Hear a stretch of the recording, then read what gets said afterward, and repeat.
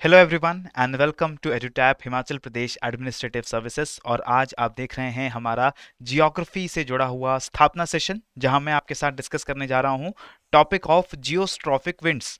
Right. सो आज के स्थापना सेशन को शुरुआत करने से पहले दोस्तों एक बार मेरी आप सभी लोगों से रिक्वेस्ट है कि अगर आपको हमारे यूट्यूब चैनल के ऊपर जो कंटेंट अवेलेबल है पसंद आता है तो हमारे चैनल को जरूर सब्सक्राइब करिए और हमारे टेलीग्राम चैनल को जरूर ज्वाइन करिए, जिसका लिंक आपको डिस्क्रिप्शन बॉक्स में नीचे मिलेगा। क्योंकि इस चैनल के ऊपर जितने भी सेशंस हम आपके यूट्यूब के ऊपर लेते हैं उन सभी सेशंस की पीडीएफ फ्री ऑफ कॉस्ट, बिल्कुल फ्री डाउनलोड करने के लिए अवेलेबल होती है और उन पीडीएफ को डाउनलोड करके आप अपने रिवीजन के लिए भी यूज कर सकते हैं। और अगर इस सेशन में जो चीजें मैं आपके साथ डिस्कस करने जा रहा हूं अगर उससे आपकी प्रिपरेशन में फायदा होता है तो इस वीडियो को भी जरूर लाइक करिए और शेयर करिए, ताकि ज्यादा से ज्यादा लोग हमारे इस प्रयास के साथ, इस इनिशिएटिव के साथ जुड़ सके। ठीक है, तो इस सेशन को अगर मैं स्टार्ट करूं दोस्तों, तो आप सभी लोग जैसा कि जानते होंगे कि हमारे इस यूट्यूब चैनल के ऊपर मैं आप लोगों को हर वीक स्थापना का जो सेशन प्रोवाइड करता हूं, वहां पर पिछले 3 सेशंस के अंदर different types of winds discuss करके आ रहा हूं। जहां पर हमने पहले सेशन में प्राइमरी और प्लैनेटरी विंड्स के बारे में डिस्कशन किया था, उसके बाद हमने सेकेंडरी और पीरियोडिक विंड्स का डिस्कशन किया, then tertiary and local winds का डिस्कशन हमने लास्ट स्थापना सेशन में किया था। और इन तीनों विंड्स के बारे में हमने जो हमारा कंटेंट है, स्टैटिक कंटेंट, इनसे जुड़ा हुआ कॉन्सेप्ट, उसको हमने आपके साथ डिस्कस कर लिया था। और हमने कुछ एमसीक्यूज भी सॉल्व किए थे relating to these different types of winds. और आज के सेशन में जो last type of major wind है उसके बारे में हम लोग डिस्कशन करने जा रहे हैं, इसके स्टैटिक कंपोनेंट को और कुछ एमसीक्यूज को भी आपके साथ डिस्कस करेंगे। और ये विंड्स जो हम आज डिस्कस करेंगे इनका नाम है जियोस्ट्रॉफिक विंड्स। ठीक है, तो इस वीडियो के अगर एंड तक आप जुड़े रहते हैं तो आपको लास्ट में जो एमसीक्यूज हैं और जो होमवर्क एमसीक्यू मैं आपको देने वाला हूं वो भी देखने को मिलेगा, जिसका आंसर आप सभी लोगों से मैं एक्सपेक्ट कर रहा हूं कि कॉमेंट सेक्शन में आप मुझे बताएंगे। ठीक है, तो सबसे पहले दोस्तों जियोस्ट्रॉफिक विंड्स की अगर हम डिस्कशन करें तो हमें थोड़ा सा पीछे जाकर ये याद करना पड़ेगा कि कौन से डिफरेंट फैक्टर्स हैं जो विंड्स को इन्फ्लुएंस करते हैं। और ये फैक्टर्स मैंने आपके साथ जो हमारा स्थापना सेशन था जिसमें पहला विंड सिस्टम का टॉपिक आपके साथ डिस्कस किया था मैंने, वहां पर इन सभी फैक्टर्स को भी डिस्कस किया था। अगर आपने उस वीडियो को नहीं देखा है तो ऊपर ये जो लिंक दिया गया है इस लिंक के ऊपर जाइए और यहां पर उस वीडियो को जरूर एक बार देखिए। ठीक है, नेक्स्ट, इन वीडियोस में उस वीडियो में मैंने आपको ये सारे फैक्टर्स बताए थे कि प्रेशर ग्रेडियंट फोर्स, यानी कि जो डिफरेंस इन प्रेशर है उसकी वजह से विंड्स ब्लो करती हैं। ठीक है, कोरियोलिस फोर्स यानी कि अर्थ की रोटेशन की वजह से एक फोर्स लगती है विंड्स के ऊपर, कोई भी मूविंग ऑब्जेक्ट हो अर्थ के ऊपर उसको हम कोरियोलिस फोर्स कहते हैं, ये भी विंड्स को इन्फ्लुएंस करती है। सेंट्रिपिटल फोर्स, जब भी विंड सर्कुलर मोशन में फ्लो करती है तो उसके ऊपर सेंट्रिपिटल फोर्स लगती है, जैसा कि किसी भी रोटेटिंग ऑब्जेक्ट के ऊपर लगता है। एंड फाइनली फ्रिक्शनल फोर्स, जब भी विंड्स जो हैं वो सरफेस के काफी क्लोज ब्लो करती हैं तो उसके ऊपर एक सरफेस की तरफ से फ्रिक्शन भी लगती है। इन सभी विंड्स के मिले जुले इफेक्ट से विंड्स की डायरेक्शन और विंड्स की स्पीड ये डिसाइड होता है। ठीक है, इसी वजह से हमने एक एग्जांपल के तौर पर भी लास्ट वीडियो में हमने देखा था कि कैसे नॉर्दर्न हेमिस्फीयर में और सदर्न हेमिस्फीयर में जो साइक्लोनिक और एंटी साइक्लोनिक सर्कुलेशन होती है, जो विंड्स की सर्कुलर सर्कुलेशन होती है, वहां पर आपका pressure gradient force, Coriolis force और सेंट्रिपिटल फोर्स, तीनों फोर्सेस का मिला जुला इफेक्ट हमें देखने को मिलता है। प्रेशर ग्रेडियंट फोर्स जो है लो प्रेशर एरिया की तरफ होती है और कोरियोलिस फोर्स नॉर्दर्न हेमिस्फीयर में राइट की तरफ होती है, जिसकी वजह से विंड्स के जो डायरेक्शन है वो हमें सर्कुलर मोशन में देखने को मिलती है। तो ये जब फैक्टर्स हमें समझ आ गए तो नेक्स्ट, जियोस्ट्रॉफिक विंड्स के केस में कुछ स्पेशल फोर्सेस एक्ट कर रही हैं। जियोस्ट्रॉफिक फोर्सेस के केस में फ्रिक्शनल और सेंट्रिपिटल फोर्स का रोल ज्यादा नहीं रहता है, तो ये दोनों फोर्सेस हम रिमूव कर देंगे, क्योंकि geostrophic winds mostly they blow in the upper atmosphere. Upper atmosphere में ब्लो करने की वजह से ये सरफेस के ज्यादा कांटेक्ट में नहीं रहते और इसके कारण फ्रिक्शनल फोर्स इसमें बहुत ज्यादा जो है रोल प्ले नहीं करती है। तो ये चीजें आपको ध्यान रखना पड़ेगा। फिर सेंट्रिपिटल फोर्स बहुत ज्यादा रोल प्ले क्यों नहीं कर पाती है? बिकॉज सेंट्रिपिटल फोर्स में we need a constant circular motion of air, and geostrophic winds में ये कोई जरूरी बात नहीं है कि वहां पर सर्कुलर मोशन ऑफ एयर रहेगा या नहीं रहेगा। ठीक है, तो दो फ्रिक्शनल और सेंट्रिपिटल फोर्स, इनका बहुत ज्यादा रोल नहीं रहेगा। ठीक है, मैं ये नहीं कह रहा हूं, ध्यान रखना है कि फ्रिक्शनल फोर्स और सेंट्रिपिटल फोर्स बिल्कुल एक्ट नहीं करती है, this is not true. Frictional force भी है, सेंट्रिपिटल फोर्स भी है, लेकिन इनका बहुत ज्यादा रोल नहीं है। रोल यहां पर दो प्राइमरी फोर्सेस का है, pressure gradient force and Coriolis force. ठीक है, प्रेशर ग्रेडियंट फोर्स और कोरियोलिस फोर्स, इन दोनों विंड्स का, इन दोनों फोर्सेस का सबसे मेजर रोल होता है हमारी जियोस्ट्रॉफिक विंड्स के ऊपर। क्या रोल होता है ये आपको समझना पड़ेगा। That pressure gradient force is always acting towards the low pressure area. ठीक है, तो अगर ये इस डायग्राम में हम लोग देख रहे हैं कि विंड का this is your starting point, ये हमारी विंड का स्टार्टिंग पॉइंट है। स्टार्टिंग पॉइंट से विंड हमेशा लो प्रेशर एरिया की तरफ जाने की कोशिश करती है। This is the direction of wind if there is no rotation, यानी कि if there is no Coriolis force the wind will blow straight towards the low pressure area, सीधा लो प्रेशर एरिया की तरफ जाएंगे। और ये जो पिंक एरो है, this is the direction of pressure gradient force. ठीक है, आप देख रहे हैं सीधा हाई प्रेशर से लो प्रेशर की तरफ, और ये प्रेशर ग्रेडियंट फोर्स हमेशा परपेंडिकुलर टू दी आइसोबार रहती है। ये लाइंस हमारी आइसोबार्स हैं, 900 मिलीबार्स, 905 मिलीबार्स, 915 मिलीबार्स, 920 मिलीबार्स। तो हम देख रहे हैं कि हर आइसोबार में प्रेशर जो है एटमॉस्फेयर का कम होता जा रहा है, और इसी वजह से प्रेशर ग्रेडियंट यानी प्रेशर डिफरेंस की जो फोर्स है वो डायरेक्टली परपेंडिकुलर होता है आइसोबार्स के। क्लियर हो चुका। लेकिन हम ये भी जानते हैं कि कोरियोलिस फोर्स एक्ट करेगी, तो कोरियोलिस फोर्स हमेशा विंड को डिफ्लेक्ट करने का काम करती है। और अगर हम मान के चलें कि this wind is blowing in the northern hemisphere, then Coriolis force इसको राइट की तरफ डिफ्लेक्ट करने की कोशिश करेगी। राइट की तरफ डिफ्लेक्ट करने की वजह से this is the effect of Coriolis force, right. अब विंड की डायरेक्शन जो इस तरफ होनी चाहिए थी, वो विंड की direction it will now change in this blue arrow, और ये विंड दोबारा से डिफ्लेक्शन होना स्टार्ट कर देगी। ठीक है, तो इस केस में आप देख सकते हो कि there might be some special cases, हमेशा ये पॉसिबल नहीं होगा, लेकिन कुछ स्पेशल केसेस में ऐसा जरूर पॉसिबल हो जाएगा कि ये विंड डिफ्लेक्ट होते होते होते होते बिल्कुल पैरेलल टू दी आइसोबार्स हो गई है। यानी कि ये जो डिफरेंस इन प्रेशर था, ये जो स्ट्रेट लाइन थी, इसके बिल्कुल पैरेलल विंड ब्लो करने लगी है। अब इस केस में देखिए प्रॉब्लम क्या होने वाली है, that pressure gradient force is always acting in this direction and Coriolis force is always acting in the 90 degree to the motion. जिस भी तरफ विंड ब्लो कर रही है उसके 90 डिग्री पे कोरियोलिस फोर्स लगता है, और अगर विंड ब्लो करते करते डिफ्लेक्ट होते होते पैरेलल टू द आइसोबार हो गई, तो इस केस में प्रेशर ग्रेडियंट फोर्स हमेशा ऊपर की तरफ लग रहा है, लो प्रेशर की तरफ, और कोरियोलिस फोर्स हमेशा राइट की तरफ लग रहा है, यानी कि अगेन 90 डिग्री। और इस स्पेशल सिनेरियो में आपका pressure gradient and Coriolis force दोनों हो जाते हैं इक्वल, और इक्वल होने की वजह से और ऑपोजिट डायरेक्शन होने की वजह से वो एक दूसरे को कैंसिल कर देते हैं, और ये विंड्स अब parallel to the isobar flow करेगी without any net effect of pressure gradient force और कोरियोलिस फोर्स। ऐसी विंड को हम बोलते हैं जियोस्ट्रॉफिक विंड। तो जियोस्ट्रॉफिक विंड के कॉन्सेप्ट को अगर आप इस वीडियो को थोड़ा सा रिवाइंड करके देखेंगे तो दोबारा आपको और क्लियरली हो जाएगा। जियोस्ट्रॉफिक विंड्स में आपको हमेशा ध्यान रखना है, जियोस्ट्रॉफिक विंड्स वो सभी विंड्स होती हैं जो कि parallel to the isobar blow कर रही हैं।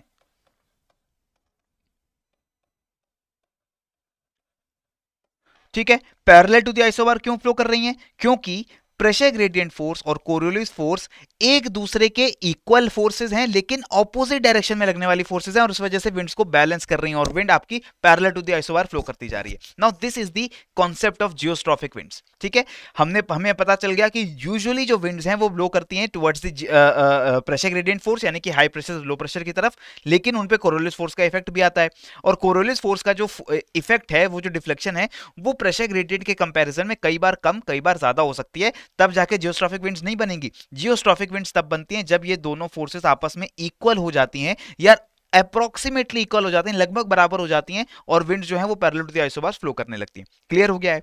इसके बाद जियोस्ट्रॉफिक विंड्स को अगर हम इस डायग्राम में समझने की कोशिश करें तो आपको और ज्यादा ये चीज क्लियर होगी। विंड्स जो है, स्टार्टिंग पॉइंट आपका यहां था, इसको प्रेशर ग्रेडियंट फोर्स यानी कि इक्वेटर से मान के चलिए पोल्स की तरफ ये विंड्स ब्लो कर रही थी। ठीक है, और धीरे धीरे इन पे कोरियोलिस फोर्स का इफेक्ट लगने लगा, और कोरियोलिस फोर्स का इफेक्ट जो है हमेशा 90 डिग्री पे लगेगा इस फोर्स विंड के ऊपर, and that is why this pressure gradient force ये तो हमेशा लो प्रेशर की तरफ ही एक्ट करेगा, और कोरियोलिस फोर्स की डायरेक्शन जो है वो चेंज होती जाएगी जैसे जैसे विंड की डिफ्लेक्शन बढ़ती जा रही है, क्योंकि कोरियोलिस फोर्स हमेशा विंड के 90 डिग्री पे रहेगी। और एक केस ऐसा आएगा जब ये प्रेशर ग्रेडियंट फोर्स बिल्कुल कोरियोलिस फोर्स के बराबर हो जाएगा, और उस कंडीशन में ये विंड हमारे parallel to the isobars blow करेगी, और इसको हम बोलेंगे जियोस्ट्रॉफिक विंड।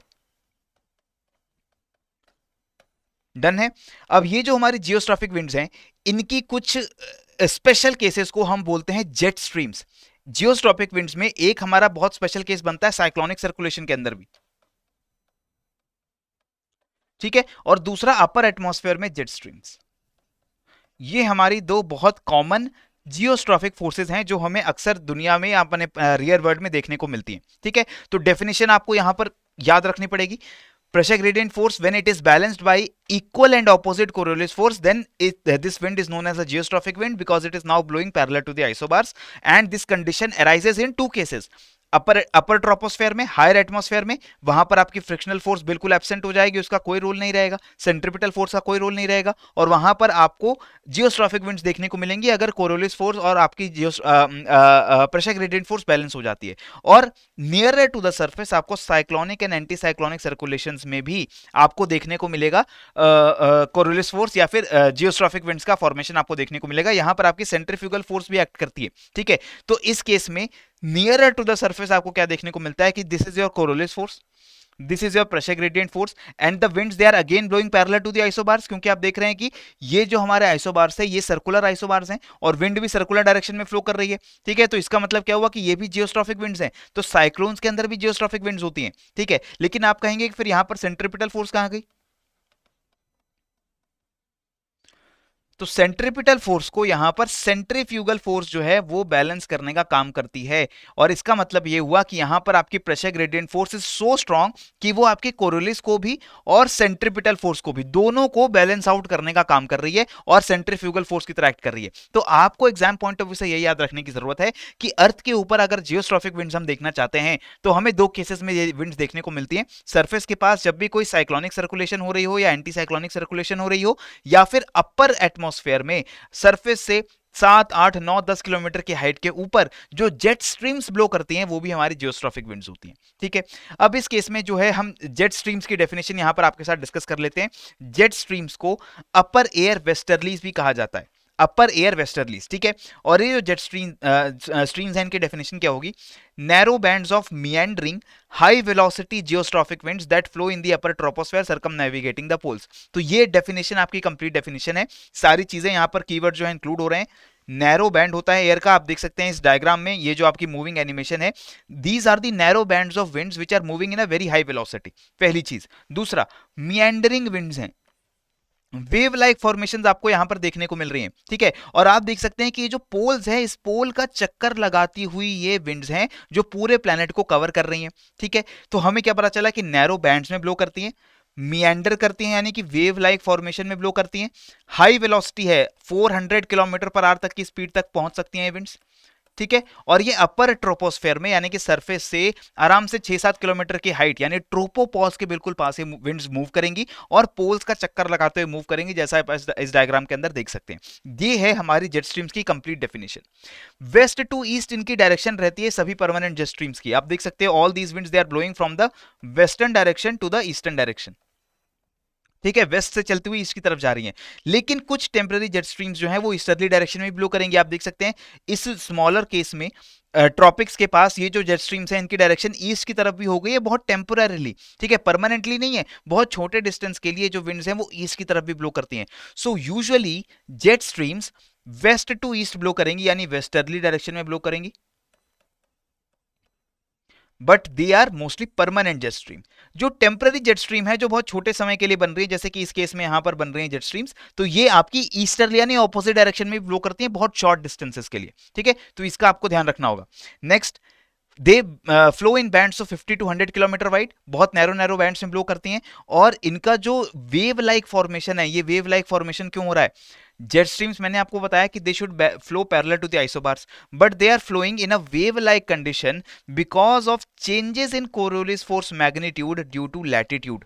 हमें पता है कि जैसे हम पोल्स की तरफ जाते हैं कोरोलिस फोर्स का जो वैल्यू है वो बढ़ जाता है। कोरोलिस फोर्स पोल्स के पास ज्यादा स्ट्रांग होती है, इक्वेटर के पास थोड़ी वीक होती है, और इस वजह से ये जो जेट स्ट्रीम्स नॉर्मली ब्लो करनी चाहिए थी स्ट्रेट लाइन में, जब भी वो लैटिट्यूड्स में ऊपर नीचे होती हैं तो कोरोलिस फोर्स की वैल्यू चेंज हो जाएगी। और हमें पता है कि प्रेशर ग्रेडियंट और कोरोलिस फोर्स ये बराबर होने चाहिए,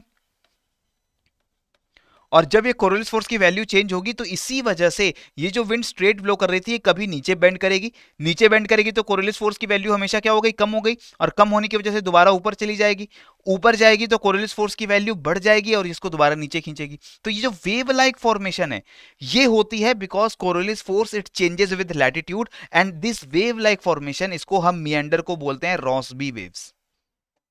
ये चीज आपको ध्यान रखनी है। सारे कीवर्ड्स देखो दोस्तों, आपको लग सकता है कि बहुत कम समय में मैं बहुत सारी कंफ्यूजिंग बातें कर रहा हूं, लेकिन अगर आप इस वीडियो को एक दो बार थोड़ा रिवाइंड करके देखोगे तो ये बहुत इजीली ये कंसेप्ट आपको क्लियर हो जाएगा। हमने पिछली वीडियोस के अंदर ये बात किया था कि कोरोलिस फोर्स जो है वो लैटिट्यूड के हिसाब से चेंज होता है। अगर आप पोल्स के पास जाएंगे तो कोरोलिस फोर्स स्ट्रांग हो जाएगा, तो इस केस में प्रेशर ग्रेडियंट से ज्यादा स्ट्रांग हो गया कोरोलिस फोर्स, विंड्स जो है वो दोबारा ज्यादा डिफ्लेक्ट हो जाएंगी। लेकिन डिफ्लेक्ट होकर जैसे वो इक्वेटर की तरफ आई, कोरोलिस फोर्स फिर वीक हो गया, और इस वजह से विंड दूसरी डायरेक्शन में प्रेशर ग्रेडियंट स्ट्रांग होने की वजह से दूसरी डायरेक्शन में मुड़ जाएगी। तो इसके कारण ये विंड्स ऐसे वेव लाइक फॉर्मेशन में ब्लो करती है, क्योंकि कोरोलिस फोर्स की वैल्यू चेंज हो रही है लैटिट्यूड के साथ, और इस मियंडर को, इस वेव को हम बोलते हैं रॉसबी वेव। ठीक है, और ये पूरी विंड को हम क्या बोल रहे हैं, जेट स्ट्रीम। अब जेट स्ट्रीम्स पूरी दुनिया में जो है हमारी दो टाइप की होंगी परमानेंट जेट स्ट्रीम। पहली सब ट्रॉपिकल जेट स्ट्रीम, जो कि सब ट्रॉपिकल लैटिट्यूड्स में फ्लो करती हैं। These blow between the Hadley and the Ferrel cell. Hadley cell and Ferrel cell हमने ऑलरेडी वीडियोस के अंदर इसको डिस्कस कर रखा है। हेडली सेल होता है ट्रॉपिकल लैटिट्यूड्स में between equator and subtropical high pressure belt, and Ferrel cell होता है between subtropical high pressure and subpolar low pressure belt. और इन दो सेल्स के बीच में आपका सब ट्रॉपिकल जेट स्ट्रीम फ्लो करते हैं। ठीक है, next 30 degree around in both the hemisphere, 30 degree north 30 degree south पे आपकी विंड ब्लो करती है। All around the year southern hemisphere में आपका सब ट्रॉपिकल जेट स्ट्रीम रहता है। ठीक है, तो ये जो आपका सब ट्रॉपिकल जेट स्ट्रीम है साउथ के अंदर, ये रेगुलर रहेगा पूरे साल, क्योंकि हमें पता है कि साउदर्न हेमिस्फीयर में लैंड मास ज्यादा नहीं है, प्रेशर डिफरेंसेस में ज्यादा वेरिएशन नहीं होता है। लेकिन नॉर्दर्न हेमिस्फीयर में सब ट्रॉपिकल जेट स्ट्रीम विंटर्स में ज्यादा स्ट्रांग रहती है एज कंपेयर टू समर्स। ध्यान रखना है, विंटर्स में ज्यादा स्ट्रांग रहती है। विंटर्स में ज्यादा स्ट्रांग इसलिए रहता है बिकॉज विंटर्स के अंदर पोल्स काफी ज्यादा ठंडे हो जाते हैं, कोल्ड हो जाते हैं। ठीक है, और जो इक्वेटर है हमें पता है कि वहां पर टेम्परेचर बहुत ज्यादा ड्रॉप नहीं होता, इक्वेटर तो फिर भी हॉट रहने वाला है। पोल्स बहुत ठंडे हो जाएंगे विंटर्स में, that is why the pressure difference between the equator and poles it will be greater in the winters.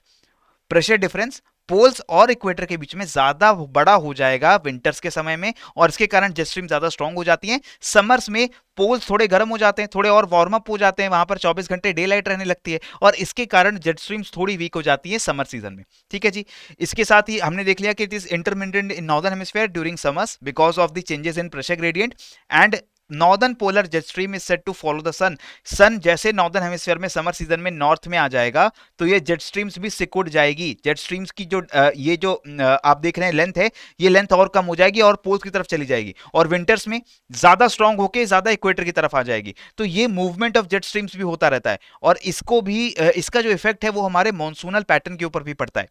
Secondly there is a polar jet stream और पोलर फ्रंट जेट स्ट्रीम। ये jet stream हमारी polar cell और Hadley Ferrel cell के बीच में blow करती है।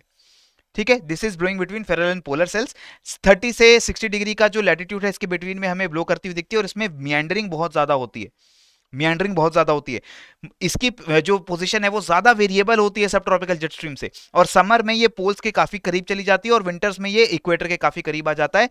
यानी कि ये जो एक्सटेंशन है आप देख सकते हो, this is the extension if I say in winter season. तो समर में polar front jet stream poles के ज्यादा करीब चली जाएगी, और सब ट्रॉपिकल जेट स्ट्रीम भी पोल्स के ज्यादा करीब चली जाएगी, लेकिन जब विंटर्स आएंगे तो इक्वेटर्स के काफी पास आ जाती है। ठीक है, तो ये आपको ये चीज भी पता होनी चाहिए। इसके बाद they are stronger and more regular in winters both the jet streams, and similarly you must also know that geostrophic winds, इनके जो इंपैक्ट्स हैं, इन जेट स्ट्रीम्स के जो इंपैक्ट्स हैं, सबसे इंपॉर्टेंट इंपैक्ट है कि ये हीट ट्रांसफर में मदद करते हैं इक्वेटर से लेके पोल्स तक। जो टेम्परेचर डिस्ट्रीब्यूशन है उसमें मदद करते हैं। फ्लाइट्स जो फ्लाइट्स चल रही हैं, जो एरोप्लेन्स और दूसरे हमारे जो पैराशूट्स हैं या दूसरे जो हमारे इक्विपमेंट्स हैं जो अपर एटमॉस्फेयर में मूव करते हैं, वो भी विंड स्पीड्स या जेट स्ट्रीम्स की वजह से इन्फ्लुएंस होते हैं। और इसकी वजह से जब भी कोई प्लेन, कोई भी जेट वेस्ट से ईस्ट डायरेक्शन में फ्लो कर रहा है, न्यूयॉर्क से लंदन की तरफ जा रहा है या फिर यूएई से इंडिया की तरफ आ रहा है, तो वो जेट स्ट्रीम्स को फॉलो करते हुए ज्यादा तेजी से ईस्ट की तरफ फ्लो करता है। लेकिन अगर वो प्लेन ऑपोजिट डायरेक्शन में ईस्ट से वेस्ट साइड में जा रहा है तो उसको ज्यादा समय लगता है वो डिस्टेंस कवर करने के लिए, क्योंकि विंड्स की डायरेक्शन ऑपोजिट है। इसीलिए आप देखेंगे the timing of flights from New York to London वो कम होगी as compared to from London to New York. ठीक है, क्योंकि यहां पर वेस्ट टू ईस्ट डायरेक्शन का फर्क आता है। सिमिलरली टेम्परेट साइक्लोन्स के पाथ को भी इन्फ्लुएंस करते हैं हमारे जेट स्ट्रीम्स। वेस्टर्न डिस्टर्बेंसेस जो इंडिया में एंटर करती हैं फ्रॉम दी वेस्टर्न डायरेक्शन, वो जेट स्ट्रीम्स के द्वारा ही साइक्लोनिक डिस्टर्बेंसेस को इंडिया के अंदर लाया जाता है, ठीक है। Similarly they also influence the mechanisms of monsoon and also they can strongly effect the weather and aviation in the lower latitudes. ये जो जेट स्ट्रीम्स की मियांडरिंग है, हमें पता है कि जेट स्ट्रीम्स के नॉर्दर्न पार्ट में कोल्डर एयर रहेगी, इक्वेटर की तरफ जो पार्ट है वहां वार्मर एयर रहती है, और जब ये बहुत ज्यादा मियांडरिंग होती है जेट स्ट्रीम्स के अंदर, तो लोअर लैटिट्यूड्स में भी आपको बहुत कोल्ड टेम्परेचर्स देखने को मिल सकते हैं, जिसको हम पोलर आउटब्रेक भी कहते हैं, राइट। सो ये सारी चीजों को एक बार रीड करने के बाद दोस्तों अब थोड़े से क्वेश्चंस को हम लोग यहां पर एड्रेस करते हैं। Look at this question number 1, which of the following is a characteristic feature of geostrophic winds. Geostrophic winds का कैरेक्टरिस्टिक फीचर क्या है? Option A, wind direction is from low pressure region to high pressure region. Option B, wind direction is parallel to isobars. Option C, no visible effect of Coriolis force. And option D, experienced around the poles during the winters. अब यहाँ पर geostrophic winds की characteristic बात क्या है? Low pressure से high pressure की तरफ जाना नहीं, ये विंड्स का काम नहीं है। इन विंड्स की कैरेक्टरिस्टिक फीचर है कि ये आइसोबार्स के पैरेलल फ्लो करते हैं, ठीक है। कोरियोलिस फोर्स का इफेक्ट जरूर रहना चाहिए, कोरियोलिस फोर्स का इफेक्ट नहीं रहेगा तो जियोस्ट्रॉफिक विंड्स कैसे बनेंगी, प्रेशर ग्रेडियंट फोर्स को बैलेंस कैसे करेंगे। और दूसरा, पोल्स के अराउंड विंटर्स में ब्लो करने वाली विंड्स वो जेट स्ट्रीम्स हैं, a special kind of geostrophic wind, ठीक है। लेकिन जियोस्ट्रॉफिक विंड्स की कैरेक्टरिस्टिक बात क्या है कि सरफेस के ऊपर भी जो साइक्लोनिक एंटी साइक्लोनिक सर्कुलेशंस हैं, वहां पर भी अगर विंड्स आइसोबार्स के पैरेलल फ्लो करती हैं तब हम उसको जियोस्ट्रॉफिक विंड कहते हैं। इसलिए करेक्ट आंसर बनेगा यहां पर हमारा option number B, right. Second question देखते हैं, geostrophic winds occur when pressure gradient force balances what force? Coriolis force, frictional force, centripetal force और ग्रेविटेशनल फोर्स। और ये मैं आपको ऑलरेडी बता चुका हूं कि प्रेशर ग्रेडियंट फोर्स को कोरियोलिस फोर्स को बैलेंस करना पड़ेगा, तब जाकर winds parallel to isobars blow करेंगे और उसको हम जियोस्ट्रॉफिक विंड्स बोलेंगे, ठीक है। थर्ड क्वेश्चन, 3 स्टेटमेंट्स दिए गए हैं और करेक्ट स्टेटमेंट यहां पर आपको आइडेंटिफाई करनी है। Statement number 1 says all the jet streams move from west to east in both the hemispheres. सभी तरीके की जेट स्ट्रीम्स दोनों हेमिस्फीयर्स में वेस्ट टू ईस्ट ब्लो करती हैं। मैंने आपको बताया कि कुछ टेम्पोरेरी जेट स्ट्रीम्स होती हैं जो कि ईस्ट टू वेस्ट भी फ्लो कर सकते हैं, जिसको हम ईस्टर्ली जेट स्ट्रीम भी बोल सकते हैं, ठीक है। तो ऐसी जो जेट स्ट्रीम्स हैं वो बहुत शॉर्ट ड्यूरेशन या शॉर्ट डिस्टेंस के लिए रहती हैं, लेकिन still they flow from the eastern to western direction. और यहां पर ये जो ऑल वर्ड यूज किया है, इस वर्ड से मुझे प्रॉब्लम लगती है। तो ऐसे वर्ड्स, ऐसी स्टेटमेंट्स आपको एग्जाम के अंदर भी कंफ्यूज करने के लिए एग्जामिनर देता है, लेकिन आपको वहां पर कंफ्यूज नहीं होना है। तो मेरे हिसाब से हमारी जो फर्स्ट स्टेटमेंट है वो करेक्ट नहीं होनी चाहिए। आगे देखते हैं सेकंड स्टेटमेंट को, polar front jet stream is stronger and more regular in winters. This is correct. Polar front हो या सब ट्रॉपिकल जेट स्ट्रीम हो, वो विंटर्स में ज्यादा स्ट्रॉन्ग और ज्यादा रेगुलर रहेगी, ठीक है। Rossby waves are created in the jet streams due to variations in Coriolis force with latitude. Yes, this is also correct. Rossby waves यानी ये जो meandering है jet streams के अंदर, ये meandering इसीलिए हो रही है बिकॉज आपके लैटिट्यूड के साथ Coriolis force की वैल्यू में चेंज हो रहा है। तो यहां पर हमारी second and third statements are correct and correct answer is option number B, right. Now is the time for your homework question. अब इस क्वेश्चन का आंसर आप लोग मुझे फटाफट से कमेंट सेक्शन के अंदर बताने वाले हैं, option A B C D के साथ, 1 ओनली 2 ओनली, बोथ 1 एंड 2। क्या आपका ऑप्शन है वो चीज मुझे आंसर में बताइए। 2 statements are given and I want to identify the correct statements. Subtropical jet streams they flow between the Hadley and Ferrel cells. And second statement says western cyclonic disturbance is brought into Indian subcontinent by westerly jet stream, right. So इन दोनों statements में से कौन सी statement correct है या incorrect है, इसका answer आप लोग मुझे कमेंट सेक्शन के अंदर बताइए फटाफट। और इसी के साथ मैं इस सेशन को भी यहां पर कंक्लूड करूंगा और आप लोगों की इजाजत चाहूंगा। इस सेशन के अंदर हमने अपनी जियोस्ट्रॉफिक विंड्स के टॉपिक के साथ पूरे विंड सिस्टम के टॉपिक को भी डिस्कस कर लिया है, एंड इसी तरीके से रिविजन्स को हम आगे के स्थापना सेशंस में भी कंटिन्यू रखेंगे। और आप भी इसी तरीके से अगर हमारे साथ जुड़े रहेंगे तो आगे आने वाले एचपीएस एग्जाम तक बहुत सारे स्टैटिक कॉन्सेप्ट्स को रिलेटेड टू ज्योग्राफी हम लोग डिस्कस करके, रिवाइज करके उनको फिनिश कर देंगे, उनको कंप्लीट कर देंगे, राइट। तो पढ़ते रहिए, बढ़ते रहिए। इस होमवर्क क्वेश्चन का आंसर मुझे कमेंट सेक्शन में जरूर बताइए और मुझे दीजिए इजाजत। जय हिंद, जय भारत।